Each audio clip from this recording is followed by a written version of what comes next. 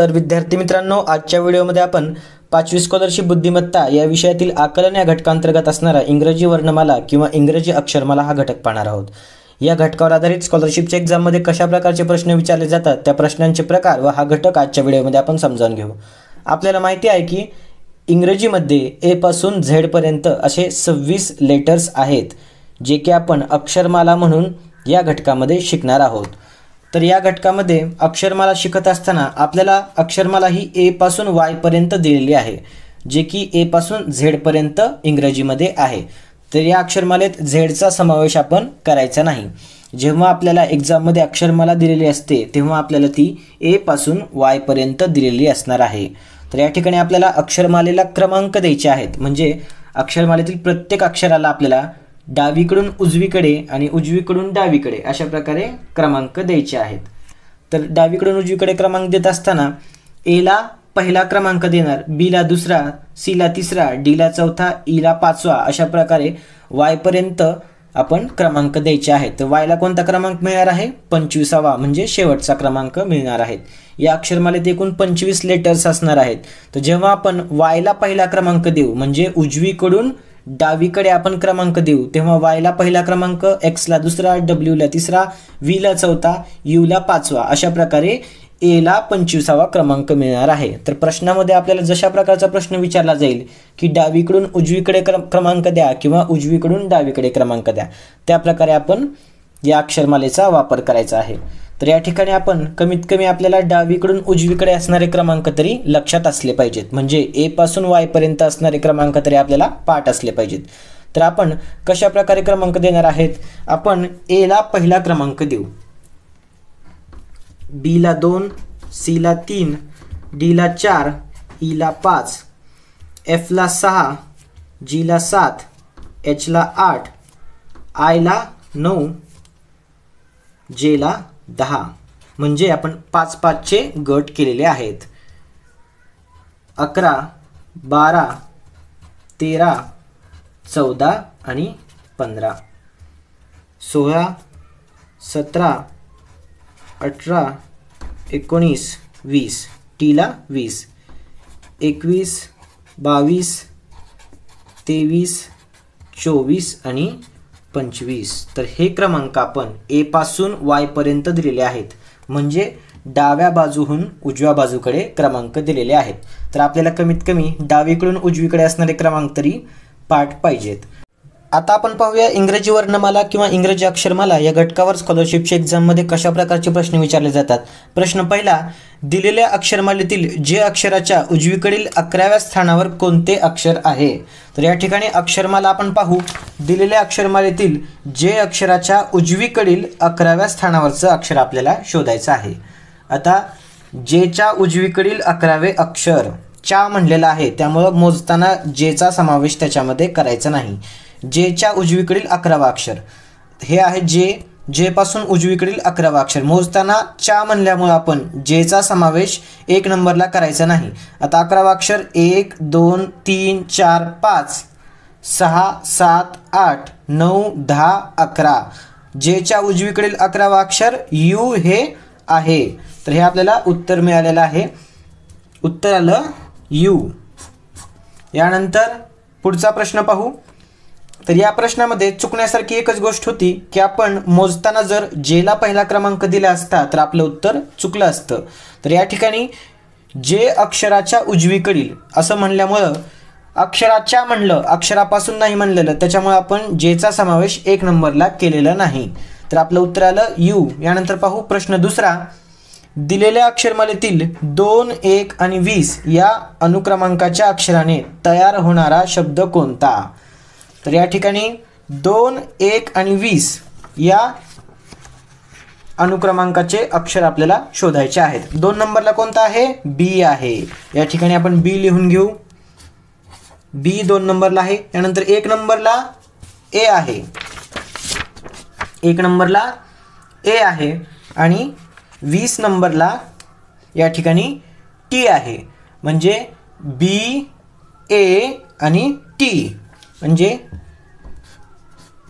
Bat हा शब्द तयार होणार आहे। यानंतर पाहू प्रश्न तिसरा, प्रश्न 3 दिलेल्या अक्षरमालेतील डावीकडून 15वे अक्षर व उजवीकडून असलेले 15वे अक्षर यापासून कोणता शब्द तयार होतो? तर या ठिकाणी आपण 5-5चे गट केलेले आहेत. डावीकडून 15वा अक्षर आणि उजवीकडून 15वा अक्षर यापासून तयार होणारा शब्द आपल्याला शोधायचा आहे. आता डावीकडून 15वा अक्षर या ठिकाणी 15 नंबरला ओ हे अक्षर आहे. हे आपण नंबर्स ऑलरेडी दिलेले होते. तर आता उजवीकडून 15वा अक्षर कोणतं? तर या ठिकाणी वाय पासून मोजायला सुरुवात करायची. उजवीकडून म्हणल्यानंतर वाय पासून मोजायचं, म्हणजे वाय पासून 15वा अक्षर कोणतं? तर या ठिकाणी आपण 1 2 3 4 अशा प्रकारे मोजत बसायचं नाही. आपल्याला माहिती आहे आपण 5-5चे गट केलेले आहेत. तर या ठिकाणी हे झाले 5, 10 आणि 15. तर या ठिकाणी 15 नंबरला कोणतं आलं? के हे अक्षर आलेलं आहे. तर आपल्याला काय सांगितलेलं आहे? डावीकडून 15वा अक्षर 5, 10, 15. 15 नंबरला ओ आलं आणि उजवीकडून मोजत असताना 5, 10 आणि 15. 15 नंबरला के हे अक्षर आलं. म्हणून आपल्याला ओ आणि के असा ओके हा शब्द तयार होणार आहे. आपण एक एक अक्षर मोजत बसलो तर आपल्याला जास्त वेळ लागणार आहे. तर आपण ऑलरेडी डावीकडून उजवीकडे असणारे 1 ते 25 पर्यंतचे अक्षरांचे नंबर्स पाठ करून ठेवायचे. आणि आपल्याला काय विचारलं होतं? डावीकडून 15वे अक्षर. तर या ठिकाणी आपण डावीकडून 15वा अक्षर ओ आहे आणि उजवीकडून 15वा अक्षर कोणतं आहे? के हे आहे. तर या ठिकाणी 5 अक्षर 10 आणि हे 15 अक्षर, म्हणजे 15वा अक्षर कोणतं असणार आहे? के हे असणार आहे. आता पाहूया प्रश्न 4. दिलेल्या अक्षरमालेतील पी अक्षराच्या डावीकडील 5वे अक्षर कोणते? पी अक्षराच्या म्हणलेलं आहे. पी अक्षरापासून जर म्हणलं असतं तर आपण पी पासून मोजायला सुरुवात करायची होती. या ठिकाणी काय सांगितले? पी अक्षराच्या डावीकडील 5वे अक्षर कोणते?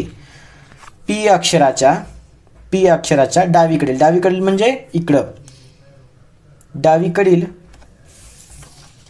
5वे अक्षर कोणते? आता पी पासून डावीकडील, मग मोजताना आपण पी पासून सुरुवात करायची का? तर नाही, पी अक्षराच्या म्हणलेलं आहे त्यामुळे आपण मोजताना पी पासून सुरुवात करायची नाही. मग पीच्या डावीकडे कोणतं आहे?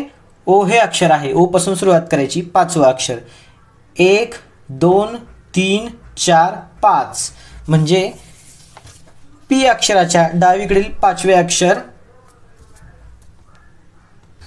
के हे आहे. प्रश्न 5. दिलेल्या अक्षरमालेतील पी अक्षरापासून डावीकडील 5वे अक्षर कोणते? तर या ठिकाणी काय सांगितलेलं आहे? पी अक्षरापासून डावीकडील 5वे अक्षर. तर आता पी पासून डावीकडील 5वे अक्षर, तर पासून म्हणल्यामुळे आपण मोजण्यामध्ये पीचा समावेश करायचा आहे, म्हणजे मोजताना पी पासून सुरुवात करायची आहे. पी पासून डावीकडील 5वे अक्षर, म्हणजे आपण पीला 1 नंबरला मोजायचं. 1 2 3 4 आणि 5. पी पासून डावीकडील 5वे अक्षर कोणते येणार आहे? यल हे अक्षर येणार आहे. यल झालं आपलं उत्तर. यानंतर प्रश्न 6. दिलेल्या अक्षरमालेतील मध्यभागी असणाऱ्या अक्षराच्या उजवीकडील 5वे अक्षर कोणते? तर ही गोष्ट लक्षात ठेवायची. आपल्याला 25 अक्षरांची अक्षरमाला दिलेली आहे, त्यामुळे मध्यभागी कोणता अक्षर येणार आहे? या ठिकाणी 12 डाव्या बाजूला अक्षर आणि 12 उजव्या बाजूला, म्हणजे 12 आणि 12 किती? 24. उरला 1, म्हणजे आपल्याला डाव्या बाजूला 12 अक्षर पाहिजेत आणि उजव्या बाजूला 12 अक्षर पाहिजेत. तर या ठिकाणी यमच्या डाव्या बाजूला 12 अक्षर आहेत, उजव्या बाजूला देखील 12 अक्षर आहेत. त्यामुळं मध्यभागी यम हा अक्षर येणार आहे. ही गोष्ट लक्षात ठेवायची, कारण आपल्याला प्रत्येक वेळेस 25 अक्षरांची अक्षरमाला दिली जाणार आहे. त्यामुळं एक गोष्ट लक्षात ठेवायची की मध्यभागी यम हे लेटर येणार आहे. मग आता आपल्याला काय सांगितलेलं आहे? दिलेल्या अक्षरमालेतील मध्यभागी असणाऱ्या अक्षराच्या उजवीकडील अक्षराच्या म्हणलेलं आहे, त्यामुळे मोजताना यमचा समावेश करायचा नाही. मध्यभागी असणाऱ्या अक्षराच्या उजवीकडील 5वे अक्षर कोणते? आता यम पासून न मोजता आपण यमच्या उजवीकडील 5वं अक्षर शोधायचं आहे. मग आपण यमचा समावेश मोजण्यामध्ये करायचा नाही. सुरुवात करायची यन पासून. 1 2 3 4 5, म्हणजे आपण आर पर्यंत मोजलं. तर मध्यभागी असणारे यमच्या उजवीकडील 5वे अक्षर कोणते आहे? आर हे आहे. हे झालं आपलं उत्तर. तर विद्यार्थी मित्रांनो, आजच्या व्हिडिओमध्ये आपण आकलन या घटकांतर्गत असणारा इंग्रजी वर्णमाला हा उपघटक पाहिलेला आहे. तुम्हाला जर व्हिडिओ आवडला असेल तर व्हिडिओला लाईक करा, चॅनलला सबस्क्राईब करा व बेल आयकॉन क्लिक करा, म्हणजे दररोज येणारे नवीन नवीन व्हिडिओज तुमच्यापर्यंत पोहोचत राहतील. भेटूया पुढच्या व्हिडिओमध्ये. थँक्यू.